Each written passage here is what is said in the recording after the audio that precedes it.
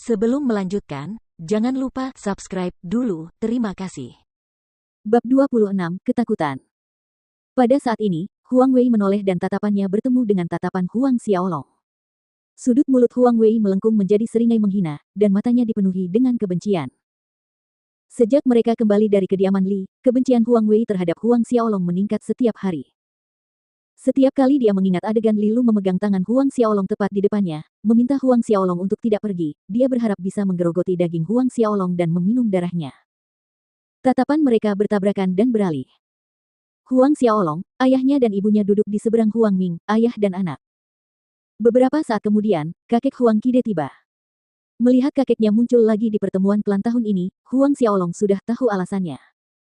Meskipun dia melatih Huang Wei dengan sepenuh hati, di pertemuan klan tahun lalu, Huang Xiaolong menghajar Huang Wei dengan kejam, dan itu sedikit banyak mencoreng reputasinya.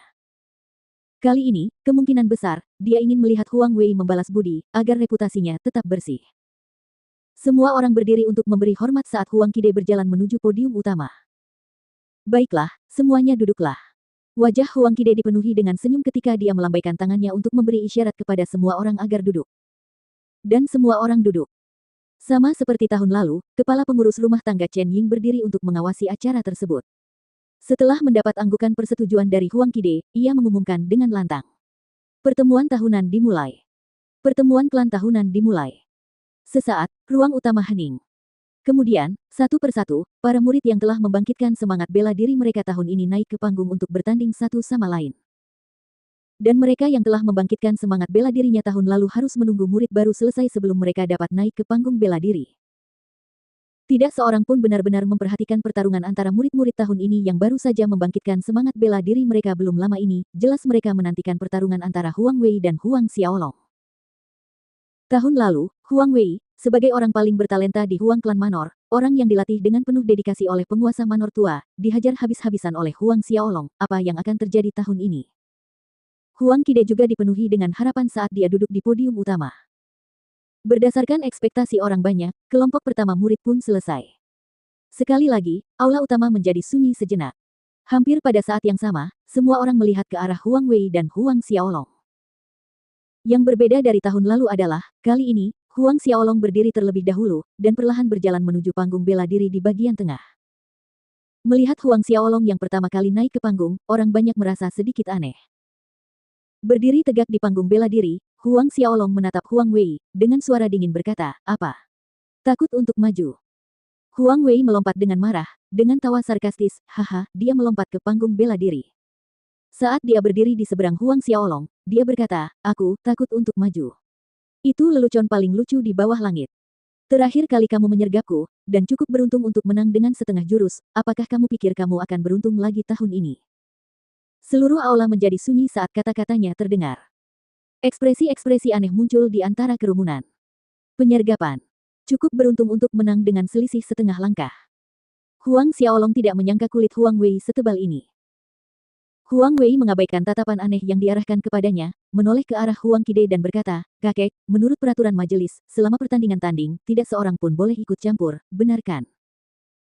Dia menatap Huang Peng setelah selesai mengatakan hal ini, maksudnya tergambar jelas di wajahnya dia takut Huang Peng tidak dapat mengendalikan diri dan ikut campur kalau Huang Xiaolong dipukuli sampai setengah mati. Ya, tidak peduli siapapun orangnya, tidak seorang pun boleh ikut campur. Huang Qide mengangguk sambil berkata dengan nada tegas, tidak perlu diragukan lagi.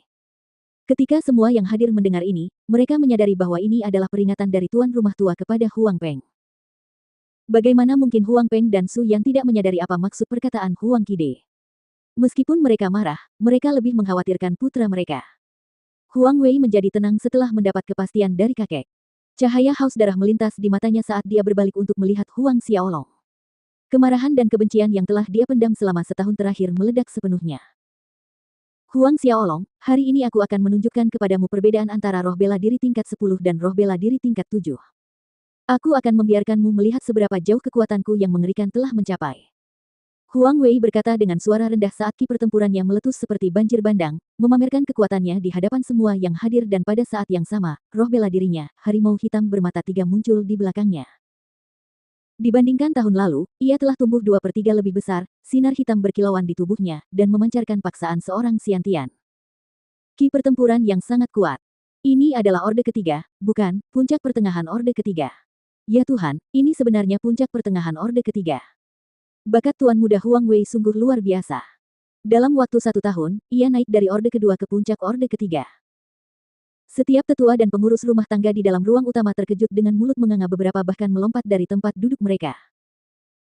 Di podium utama, ketika Huang Qide melihat wajah terkejut para tetua dan pengurus rumah tangga ketika Huang Wei memperlihatkan kekuatannya, wajahnya penuh dengan senyum, yang berubah menjadi tawa karena dia tidak dapat menahan tawa terbahak-bahak. Di bawah panggung, wajah Huang Ming telah mengembangkan senyum lebar sejak awal, dan dia menganggukkan kepalanya tanda puas saat melihat putranya. Setelah menunjukkan kekuatannya, Huang Wei menatap Huang Xiaolong sambil menyeringai dan berkata dengan nada dingin. Huang Xiaolong, sekarang setelah kau melihat sejauh mana kekuatanku, apakah kau merasa sangat takut? Jangan khawatir, takut itu wajar, dan tidak ada seorang pun di sini yang akan menertawakanmu. Akhirnya, kau mengerti kesenjangan antara bakat kita. Perbedaan antara kita bukanlah sesuatu yang dapat ditutupi oleh keberuntunganmu yang buruk tentang 3 buah yang takut. Huang Xiaolong menatap Huang Wei yang merasa bangga, menggelengkan kepalanya dan berkata dengan dingin, apakah ini semua kekuatan yang kau miliki? Lakukan gerakanmu, kali ini aku tidak hanya ingin menghajarmu sampai ayahmu tidak mengenalimu, tapi aku akan menghajarmu sampai kakek pun tidak mengenalimu. Kelompok tetua dan pengurus rumah tangga mendengar ini dan masing-masing menggelengkan kepala. Tidak seorang pun percaya Tuan Muda Huang Xiaolong akan muncul sebagai pemenang melawan Tuan Muda Huang Wei yang berada di puncak orde ketiga. Dan kemarahan tampak jelas di wajah Huang Qide saat dia duduk di podium. Cucu ini, Huang Xiaolong, terlalu lancang. Benarkah? Huang Wei tertawa. Sedikit kekejaman melintas di matanya dan siluetnya berkelebat dan dalam sekejap mata, dia muncul di hadapan Huang Xiaolong. Tinjunya menghantam dengan sekuat tenaga. Xiaolong. Melihat tinju Huang Wei hendak mengenai Huang Xiaolong, wajah Huang Peng dan Su Yan dipenuhi kekhawatiran saat mereka berdiri dari tempat duduk mereka. Pada saat ini, Huang Qide yang marah dengan kalimat lancang Huang Xiaolong melepaskan auranya, mengunci ke arah putranya, Huang Peng, matanya dingin saat dia berteriak, siapapun yang berani ikut campur akan ditangani sesuai dengan aturan klan. Namun, saat ini, Huang Qide tiba-tiba menyadari bahwa ruang utama telah jatuh ke dalam keheningan yang aneh. Setiap tetua, pengurus rumah tangga dan murid tercengang dengan mulut terbuka lebar melihat panggung bela diri. Merasa ragu, Huang Qide berbalik ke arah panggung seperti semua orang. Di atas panggung, tidak ada yang tahu kapan tinju Huang Wei yang hendak mengenai Huang Xiaolong terkunci dan berhenti di udara.